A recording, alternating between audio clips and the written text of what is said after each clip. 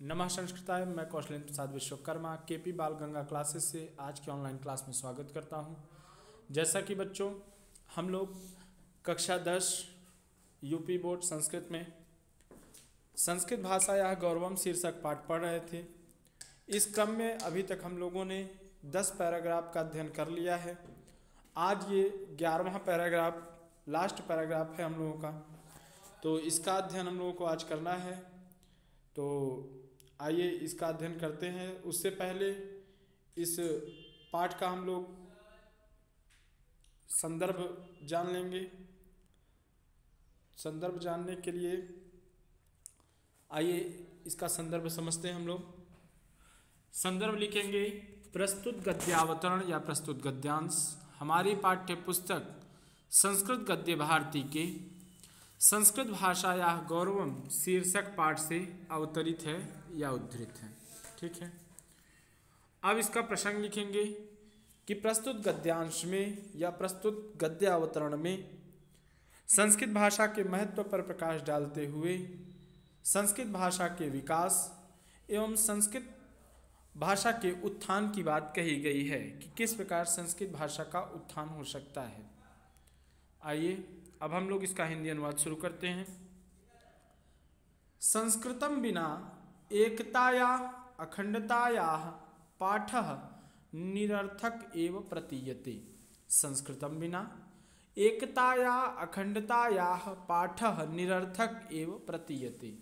संस्कृत के बिना एकता और अखंडता का पाठ निरर्थक ही प्रतीत होता है। कहने का मतलब है जब तक संस्कृत भाषा का उत्थान नहीं होगा, जब तक संस्कृत का विकास नहीं होगा, तो बिना संस्कृत भाषा के विकास के या संस्कृत भाषा के उत्थान के एकता और अखंडता का पाठ निरर्थक है, निरर्थक ही है। जब तक संस्कृत भाषा का विकास नहीं होगा तब तक संस्कृत भाषा के बिना एकता और अखंडता का पाठ भारत देश के लिए निरर्थक ही प्रतीत होता है। संस्कृत के बिना एकता और अखंडता का पाठ निरर्थक ही प्रतीत होता है। नेहरू महाभागेन अपि स्वकीयाम आत्मकथायाम लिखितम यत् संस्कृत भाषाः भारतस्य निधि तस्याः सुरक्षायाः उत्तरदायित्वं स्वतंत्रे भारते अपतितम्।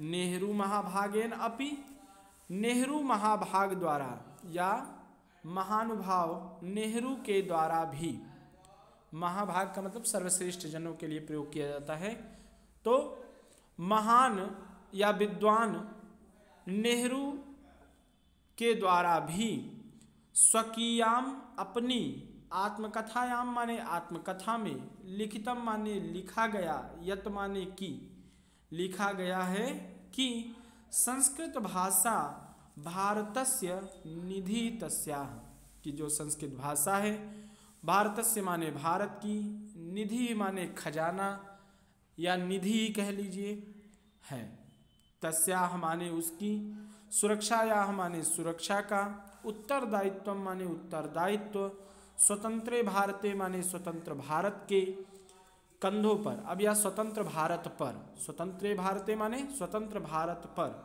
आपतितम माने आ पड़ा है। एक साथ देखिए, नेहरू महाभाग द्वारा अपनी आत्मकथा में लिखा गया है कि संस्कृत भाषा भारत की अमूल्य निधि है या सर्वश्रेष्ठ खजाना है, जिसकी सुरक्षा का उत्तरदायित्व स्वतंत्र भारत पर ही है। एक साथ दोनों लाइनों का अर्थ देख लेते हैं। संस्कृत के बिना एकता और अखंडता का पाठ निरर्थक ही प्रतीत होता है। नेहरू महाभाग द्वारा भी अपनी आत्मकथा में लिखा गया है कि संस्कृत भाषा भारत का खजाना है, इसकी सुरक्षा का उत्तरदायित्व स्वतंत्र भारत पर ही आ पड़ा है। आगे बढ़ते हैं हम लोग। अस्माकं पूर्वजानां विचाराः अनुसंधानानि च अस्याम एव भाषायां सन्ति। अस्माकं माने हमारे, पूर्वजानां माने पूर्वजों, विचारा माने विचार, हमारे पूर्वजों के विचार, अनुसंधानानि और खोज अस्याम एव इस ही भाषायाम माने भाषा में, संति माने हैं।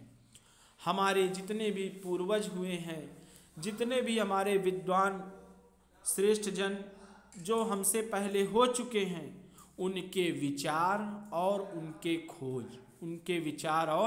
उनके खोज इसी भाषा में हैं, संस्कृत भाषा में ही हैं। वही चीज कह रहे हैं कि अस्माकं पूर्वजानां विचाराः अनुसंधानानि च अस्यामेव भाषायां सन्ति, हमारे पूर्वजों के विचार और उनके खोज इसी भाषा में हैं।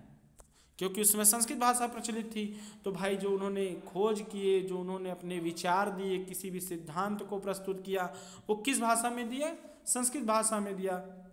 चाहे वो आर्यभट्ट रहे हों, चाहे वो वराहमिहिर रहे हों, जितने भी मतलब सैद्धांतिक पुरुष हुए हैं पुराने, उन सभी के विचार, उन सभी की खोजें किस भाषा में हैं? संस्कृत भाषा में ही हैं। इसीलिए कहा गया कि हमारे पूर्वजों के विचार और उनके खोज इसी भाषा में हैं। स्वसभ्यतायाः धर्मस्य राष्ट्र इतिहासस्य संस्कृतेः च सम्यग् बोधाय संस्कृतस्य ज्ञानं परम आवश्यकम अस्ति। स्वसभ्यतायाः माने अपनी सभ्यता, धर्मस्य माने धर्म का, राष्ट्र इतिहासस्य माने राष्ट्रीय इतिहास का, संस्कृतेः च और संस्कृति का सम्यक बोधाय समान रूप से जानकारी के लिए, या समान रूप से जानने के लिए, या संपूर्ण जानकारी के लिए, ऐसा कहें ज़्यादा अच्छा है। अपनी सभ्यता, अपने धर्म, अपने राष्ट्रीय इतिहास और संस्कृत की संपूर्ण जानकारी के लिए, सम्यक बोधाय माने समान रूप से सभी जानकारियों के लिए, संस्कृतस्य ज्ञानम परम आवश्यकम अस्ति, संस्कृत विषय का ज्ञान होना परम आवश्यक है। फिर से एक साथ देखते हैं। अपनी सभ्यता, अपने धर्म का, अपने राष्ट्रीय इतिहास का और अपनी संस्कृति के विषय में संपूर्ण जानकारी के लिए संस्कृत का ज्ञान होना परम आवश्यक है। केनापि कविना मधुरम उक्तम, किसी कवि ने भी मधुर ही कहा है, किसी कवि ने के द्वारा भी मीठा ही कहा गया है या मीठा ही बोला गया है। क्या मीठा बोला गया है? भवति भारत संस्कृति रक्षणम प्रतिदिनम हि यया सुरभाषया, भवति भारत संस्कृति रक्षणम प्रतिदिनम ही यया सुरभाषया, कि यह जो हमारी देवताओं की भाषा संस्कृत है, उसकी प्रतिदिन हम लोगों को क्या करना चाहिए? संरक्षण करना चाहिए। भवति भारत संस्कृति रक्षणम प्रतिदिनम ही यया सुरभाषया, यह जो देवताओं की भाषा है, जो देवताओं की वाणी है, उस वाणी की, उस भाषा की और भारत की संस्कृति की हमें प्रतिदिन रक्षा करनी चाहिए। देवताओं की वाणी एवं भारतीय संस्कृति की प्रतिदिन ही हमें रक्षा करनी चाहिए। आगे बढ़ते हैं। सकल वाग जननी भुवि सा श्रुता बुध जनैः सततम ही समादृति। सकल माने संपूर्ण, वाग जननी माने भाषाओं की देवी, भाषाओं की देवी, भुवि माने संसार में, सा माने वह, श्रुता माने सुना जाता है, बुद्ध जनैः माने विद्वान जनों के द्वारा, सततम ही माने निरंतर, समादृति माने सम्मानित होती है या सम्मान को प्राप्त होती है। एक साथ देखते हैं। या ऐसा कहें कि बुद्धिमान लोगों के द्वारा या विद्वान लोगों के द्वारा ऐसा निरंतर ही सुना जाता है कि, ऐसा निरंतर ही सुना जाता है कि यह जो संस्कृत भाषा है वह सभी भाषाओं की माता है और सभी के द्वारा सम्मान प्राप्त करती है। या तो ऐसे कहें, या तो पहले ऐसे कह दें कि संपूर्ण भाषाओं की यह माता है, ऐसा विद्वान जनों के द्वारा हमेशा ही कहा जाता है एवं आदर को प्राप्त होती है, एवं यह भाषा आदर को प्राप्त करती है। लेकिन ये कुछ अच्छा नहीं लग रहा है। ऐसे ही आप लोग बताइए कि विद्वान जनों के द्वारा ऐसा हमेशा ही कहा जाता है कि यह जो संस्कृत भाषा है वह संपूर्ण भाषाओं की जननी है और यह सभी के द्वारा सम्मान प्राप्त करती है। यह जो संस्कृत भाषा है वह सभी भाषाओं की माता है और ऐसा किसके द्वारा कहा जाता है? विद्वान जनों के द्वारा कहा जाता है एवं सम्मानित किया जाता है। इस संस्कृत भाषा को क्या किया जाता है? सम्मानित किया जाता है या आदर प्राप्त करती है। तथा भूतायाः अस्याः भाषायाः पुनः अभ्युदयाय भारतीयैः पुनः अपि सततं यतनीयम्।